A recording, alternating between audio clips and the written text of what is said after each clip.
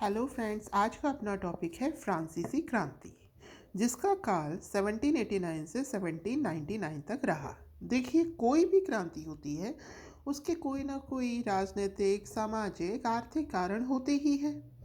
तो हम इसके कारणों पर चर्चा करते हैं। तो पहला है राजनीतिक परिस्थितियाँ।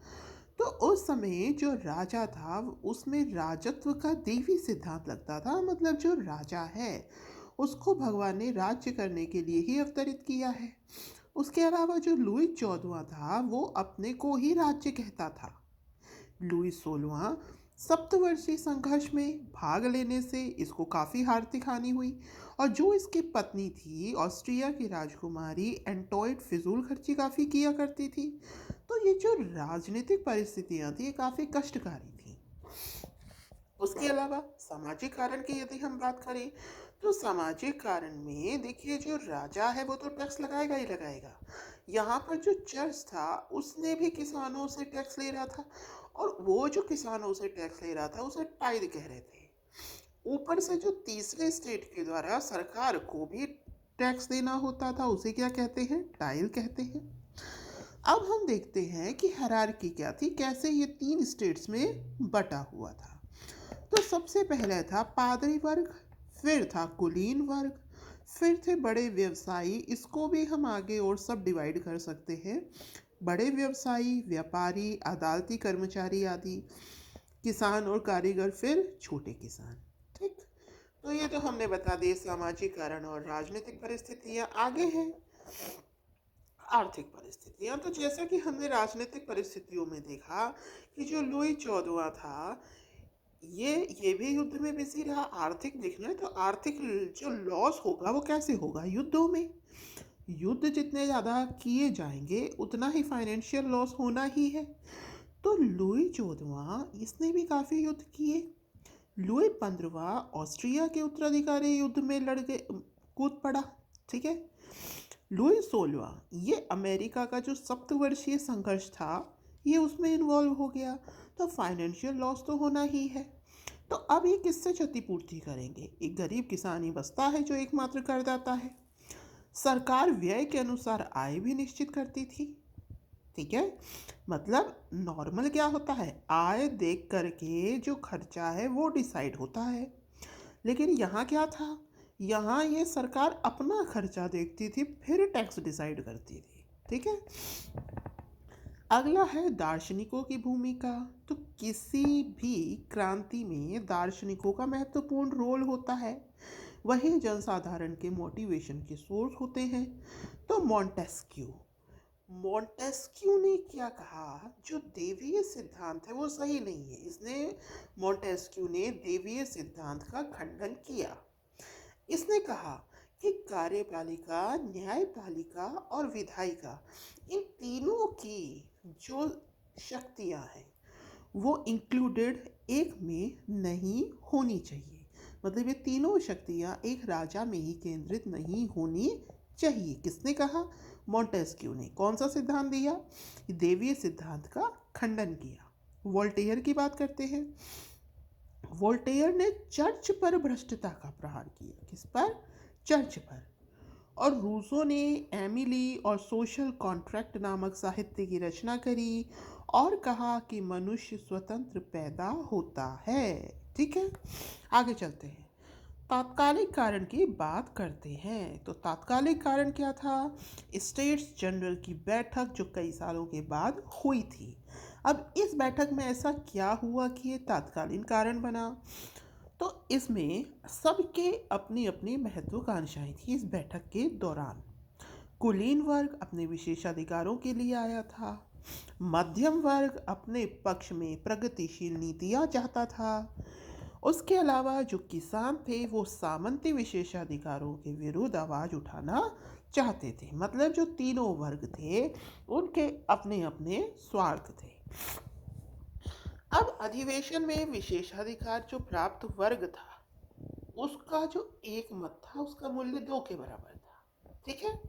और जनसाधारण का एक ही मत था, तो रेशो तो गड़बड़ होना ही है।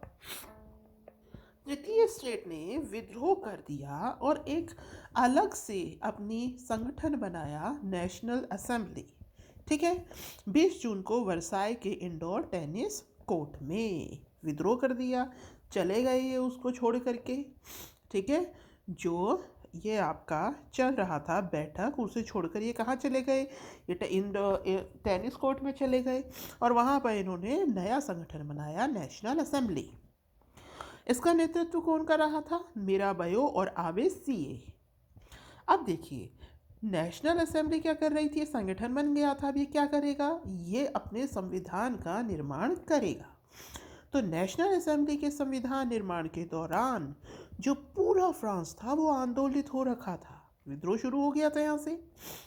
आंदोलन के समय जो पाव रोटी थी उसके दाम काफ़ी बढ़ गए थे और 14 जुलाई को बास्तिल पर धावा बोलकर जो आंदोलनकारी थे उन्होंने उसको क्या कर दिया, नेस्तनाबूद कर दिया।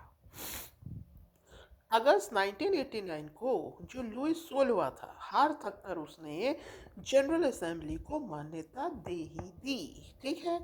और ये भी कहा कि उस पर भी संविधान का अंकुश अब से लगेगा। जो 1789 है उसमें क्या हुआ, हार थक कर जो लुई 16वां था उसने नेशनल असेंबली को मान्यता दे दी और ये कहा कि उस पर भी इसके नियम लगेंगे। पादरी वर्ग के विशेषाधिकार खत्म कर दिए गए। इससे क्या हुआ, जो फाइनेंशियल लॉस था वो थोड़ा कम हो गया। 1791। अब देखिए इसमें क्या हुआ, संविधान बन रहा था, उसका प्रारूप पूरा हो गया। कानून बनाने का अधिकार किसे दिया गया, कौन बना रहा था, नेशनल असेंबली। कानून बनाने का अधिकार 25 वर्ष से अधिक उम्र प्लस 3 दिन का मजदूरी के बराबर जो टैक्स दे सकते थे वही लोग कानून बनाने का अधिकार रखते थे। समझ में आई बात। जिनकी उम्र 25 वर्ष से अधिक हो, साथ ही वो कितना टैक्स डिपॉजिट कराते हो सरकार को, 3 दिन की मजदूरी के बराबर।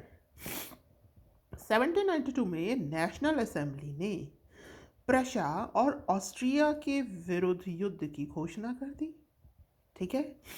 लोग राजनीतिक क्लबों में अड्डे जमाकर सरकारी नीतियों और अपनी कार्य योजना पर बहस किया करते थे। मतलब लोगों ने क्या कर दिया था, अपने अलग अलग क्लब बना लिए थे, अड्डे जमा लिए थे, उसमें ये बातें किया करते थे। जैसे हमारे भी आप देखते होंगे जगह जगह लोग कुछ इकट्ठे होकर बातें करते रहते हैं।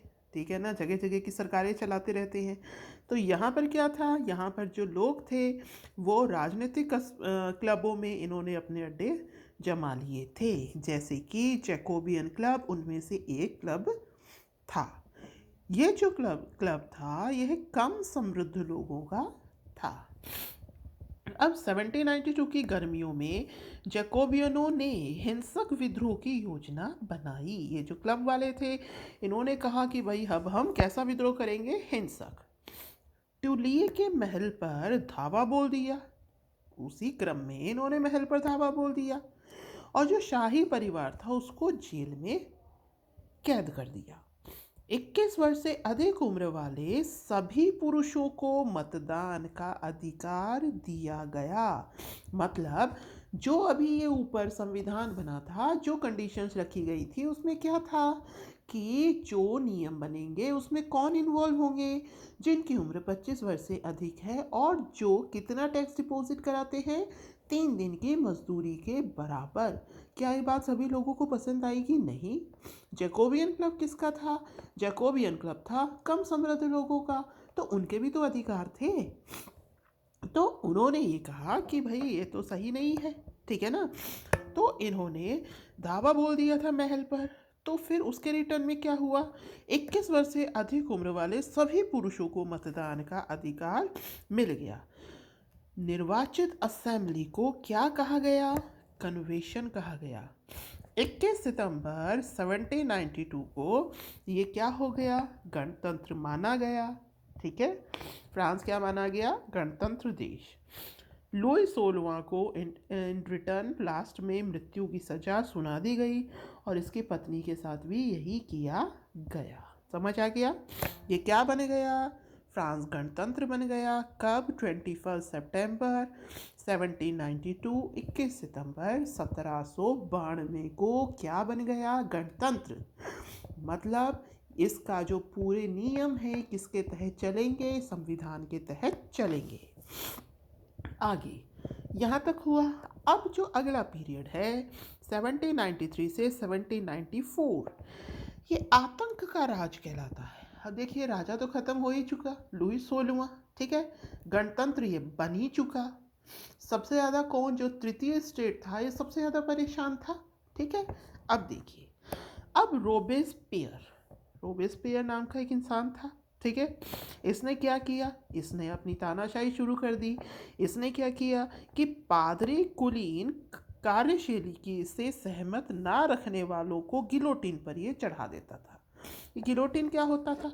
आपने देखा होगा ऐसे मूवीज़ में, यूँ खंबे लगे होते हैं, बीच में यूँ आरा लगा होता है, ऐसे यहाँ पे आदमी की गर्दन मतलब उसको बांध दिया जाता है गर्दन लटका के, और ये खत से गिरकर उसकी गर्दन को काट देता है। तो रोबेस्पियर ने क्या कहा कि पादरी कुलीन वर्ग ये तो अलग ही था, ठीक है ना, ये तो थर्ड स्टेट से बिलोंग करता था। तो पादरी कुलीन जो कि इसकी कार्यशैली से सहमत नहीं थे, जो इसका अपोज करते थे, ये तुरंत क्या करता था? उनको गिलोटिन पे चढ़ा देता था। मजदूरी और कीमतों की अधिकतम सीमा इसने तय कर दी थी, ठीक है। रोबेस्पियर से फिर ये इतना ज़्यादा क्रूर हो गया कि जो इसके खुद के लोग थे वो ही इससे परेशान होने लगे, और फाइनली जुलाई 1794 को इसी को ही गिलोटिन पर चढ़ा दिया गया। अब है आगे, ये तो आतंक राज था, ये तो आतंक ही है ना। अगर कोई आपके विचारों से सहमत नहीं उसको मार डालो। तो आगे आया डायरेक्टरी शासन। ये क्या था? मध्यम वर्ग के संपन्न तबके के पास सत्ता आ गई। अब देखिए, पहले किसके पास थी? पहले वही जो अपर कास्ट थे उनके पास थी, ठीक है। 25 वर्ष से अधिक आयु और एक जो इनकम थी वो डिसाइड हुई। फिर 21 एज से सभी लोग मतलब मत दे सकते हैं, कानून बना सकते हैं। फिर बाद में ये आपका आतंक राज आया। फिर डायरेक्टरी, इसमें जो अब सत्ता आएगी किसमें आ गई? मध्यम वर्ग में। तो मध्यम वर्ग के संपन्न तबके के पास सत्ता आ गई। नया संविधान बना, ठीक है ना। अब क्या हुआ? उसमें जो सभा थी उसको दो पार्ट में बांटा गया। एक तो डायरेक्टरी, ये 5 सदस्यों की थी। दूसरी विधान परिषद, ठीक है। अच्छा, ये जो डायरेक्टरी थी ये राजनीतिक अस्थिरता इसकी वजह से आ गई। क्या आ गई? राजनीतिक स्थिरता। राजनीतिक अस्थिरता की वजह से सैनिक तानाशाह हो गई, ठीक है। और सैनिक तानाशाह कौन बना? Napoleon Bonaparte. मतलब डायरेक्टरी, इसके राजनीतिक अस्थिरता की वजह से हमें इन रिटर्न जो सैनिक तानाशाह मिला वो कौन मिला? नेपोलियन बोनापार्ट मिला, ठीक है। अब महिलाएं भी थी भाई, अब महिलाओं के भी अधिकारों की बात होगी। तो तीसरे स्टेट की जो महिलाएं थी वो नॉर्मल काम करती थी, बुनाई धुलाई, फूल सब्जी बेचने का काम, ठीक है। तो और जो शिक्षा थी वो सभी औरतों को नहीं दी जाती थी, सभी महिलाओं को नहीं दी जाती थी। ये केवल कुलीन वर्ग में ही शिक्षा प्रदान की जाती थी, और फिर कुछ समय बाद इन लड़कियों का विवाह कर दिया जाता था। महिलाओं के हितों हेतु क्लबों की स्थापना कर रखी थी। लगभग 60 क्लब चलने लगे थे। तो society of revolutionary and Republic women उनमें से एक क्लब था। महिलाओं को पुरुषों जितने अधिकार नहीं थे। उसके अलावा शिक्षा, शादी, तलाक आदि मुद्दे, कुछ मुद्दे सॉल्व हो गए थे महिलाओं के अपने हकों की मांग करने पर, लेकिन जो राजनीतिक अधिकार थे वो उन्हें अभी भी प्राप्त नहीं हुए थे। राजनीतिक अधिकारों हेतु आंदोलन चल रहा था। तो 1946 में इनको मत देने का अधिकार प्राप्त हुआ। कब जाकर? ये इन्हें प्राप्त हुआ फाइनली अब 1946 में जाकर। दास प्रथा का उन्मूलन। अब दास प्रथा बहुत थी, बागानों में श्रम की कमी थी। तो बागानों में श्रम की कमी को दूर करने के लिए यूरोप, अफ्रीका और अमेरिका के त्रिकोणीय दास व्यापार द्वारा, ठीक है, क्या किया जाता था? ये शुरुआत करी गई थी। इन्हें बागानों में ज़रूरत होती थी दासों की। तो 1794 में फ्रांसीसी उपनिवेश में, फ्रांस के अंडर में जितने भी थे उपनिवेश, तो फ्रांसीसी उपनिवेश में सभी दासों की मुक्ति का कानून पारित किया गया। कब? 1794 में। तो भाई महिलाओं को भी अधिकार मिल गए, दास भी मुक्त हो गए। तो अब अपन इस क्रांति को ख़त्म करते हैं। इस क्रांति के फलस्वरूप क्या हुआ? फ्रांस को प्रेस की स्वतंत्रता प्राप्त हुई। पहले जो जो प्रेस थी वो भी राजा के नियंत्रण में थी। सेंसरशिप लगती थी, इस पर जांच करी जाती थी, क्या चीज़ दिखाई जाएगी, क्या चीज़ छापी जाएगी और क्या नहीं छापी जाएगी। ठीक है। फिर क्या हुआ? फाइनली जो प्रेस है उसको स्वतंत्रता प्राप्त हुई। उसके अलावा 1804 में नेपोलियन बोनापार्ट फ्रांस का सम्राट घोषित हो गया। ठीक है। नेपोलियन बोनापार्ट को क्या कहा जाता है? इसे यूरोप के आधुनिकीकरण का अग्रदूत कहा जाता है। एक्चुअली ये खुद को ही कहता था। ठीक है। फ्रांसीसी क्रांति की महत्वपूर्ण देन स्वतंत्रता और जनवादी अधिकार है। ठीक है ना। स्वतंत्रता और जो जनवादी अधिकार है ये इनकी महत्वपूर्ण देन है, जिसका उपयोग जिनके सिद्धांतों पर अपने राजा राम मोहन रॉय और टीपू सुल्तान जैसे लोग चले थे। तो फ्रांसीसी क्रांति से अंततः हमें क्या प्राप्त होती है? स्वतंत्रता और जनवादी अधिकार। ये हमें किससे प्राप्त होते हैं? फ्रांसीसी क्रांति से। तो अपनी फ्रांसीसी क्रांति संपूर्ण हो गई, अमेरिकी क्रांति कराई थी। आई होप आपको ये टॉपिक समझ में आया होगा। तो thank you, have a nice day.